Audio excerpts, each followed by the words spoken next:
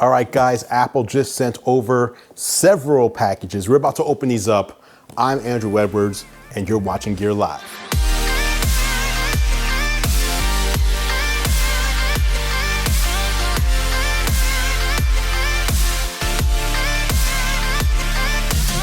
Apple just released the brand new 2020 updates to the iPad Pro in both 11-inch and 12.9-inch sizes.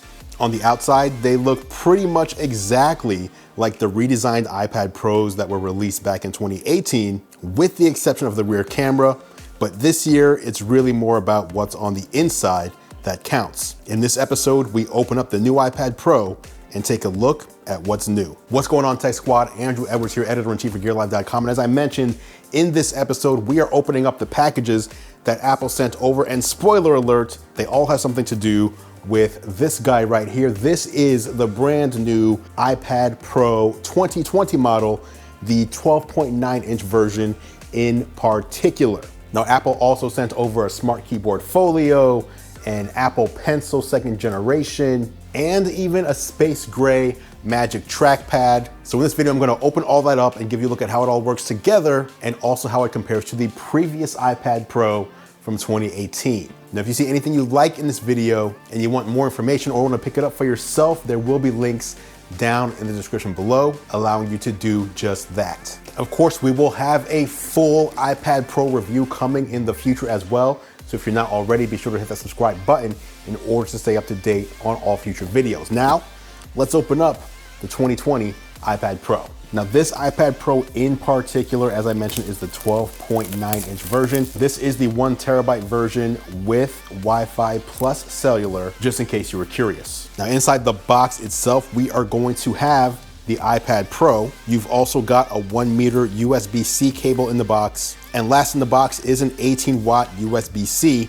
power adapter. Now, before we talk about what's different with the iPad Pro, let's talk about what has stayed the same. First, you've got the same fantastic Liquid Retina ProMotion display at 120 Hertz with P3 wide color support, up to 600 nits of brightness, and True Tone support. It's also got the same class-leading quad speaker setup. That's 2 speakers up top and 2 speakers on the bottom. Speaking of the bottom, it's also got the same USB-C port, and it's got that same thin form factor with the same incredible 10-hour battery life. That said, there are several differences you're gonna find on the new iPad Pro that may not be apparent at first glance. In fact, potentially the only one that's noticeable from the outside is gonna be the new dual lens camera system. On back, you've got a 12 megapixel wide camera, as well as a new 10 megapixel ultra wide camera as well. These cameras are not only capable of taking photos, but can also record video at up to 4K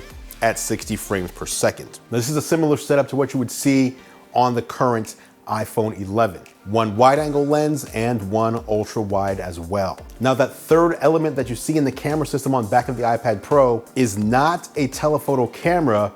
That is the LiDAR scanner. LiDAR stands for light detection and ranging, and this measures the distance of surrounding objects up to 5 meters away, and the iPad does this by shooting invisible light out into the world. It then measures how long it takes the light to reach an object and reflect back into the LiDAR sensor. Now, this is all about augmented reality, at least right now, and it works both inside and outdoors as well. Inside, the iPad Pro has the A12Z chip, giving it up to 2.6 times faster graphics performance thanks to the 8-core GPU, and that is also great for games, for augmented reality, 3D design, and even 4K video editing. And as far as wireless connectivity goes, the iPad Pro now supports both Wi-Fi 6 and, if you pick up a cellular model, gigabit class LTE as well. There is also a new studio quality microphone array, and here's a test of me using the iPad Pro Studio mic, just to give you an example of what it sounds like. Okay, here's a test of me using the iPad Pro Studio mic array, just to give you an example of what this sounds like. Let me know what you think of the audio quality down in the comments below. I personally think that this is great for things like business calls or recording a voiceover or even recording a podcast in a pinch. Now, Apple did also include the 2nd generation Apple Pencil here as well. This is the one that is magnetic, so it can be stored on the side of the iPad, which also pairs the Apple Pencil to the iPad and wirelessly charges it as well. Not only is it great for things like signing documents and creative apps for people who like to draw, but you can even use the pencil for things like video editing. And I also know plenty of people who love the Apple Pencil just to navigate around the iPad interface. And there's also the Smart Keyboard Folio. When closed, it protects your iPad from the elements, and when opened, it gives you a nice sized keyboard. Obviously, it's better for typing than using the on-screen keyboard, especially for long-form work, but it's also nice for propping the iPad up in landscape mode when you want to watch streamed or downloaded content, which, quite frankly, a lot of us are doing right now as we're stuck in the house practicing social distancing. Now, before we get to the Magic Trackpad, we have to pause and talk about something that Apple did not send over with the new iPad Pro, and it's probably the most exciting accessory in the history of the iPad, and that is the new Magic Keyboard. Now, the reason Apple didn't include it with my review unit is because the Magic Keyboard is not going to be released until May. But this is the one accessory that everyone has their eye on, and it deserves a mention here. With the Magic Keyboard, unlike the Smart Keyboard Folio, the iPad Pro floats above the keyboard and therefore offers the ability to be positioned at just about any angle that you'd like it. The Smart Keyboard Folio gives you two different viewing angles, and that's it. The Magic Keyboard also offers its own USB-C port, which will pass through charge the new iPad Pro, leaving the USB-C port on the iPad itself open if you want to use other accessories. You get backlit scissor switch keys and what may be the star of the show, a built-in trackpad. Now, I cannot wait to try out the Magic Keyboard for myself, but in the meantime, Apple did send over a Magic Trackpad as well. And if you're wondering why Apple included a Magic Trackpad today and will be including a trackpad on the Magic Keyboard in the future, the reason is that as of today, iOS 13.4 has been released, and one of the major features in iPadOS is the addition of mouse and trackpad support. And to be clear, by the way, this is not an iPad Pro 2020 feature. This is an iPadOS 13.4 feature. So in other words, you do not need a 2020 iPad Pro in order to get mouse and keyboard support. You just need to be using an iPad that can run iOS 13.4. Big kudos to Apple for making that decision. Now, when I pair the Magic Trackpad with the iPad, as you can see, we get a new pointer interface. Rather than the small arrow, we get a circular indicator that mimics a fingertip, which makes sense for the iOS touch interface.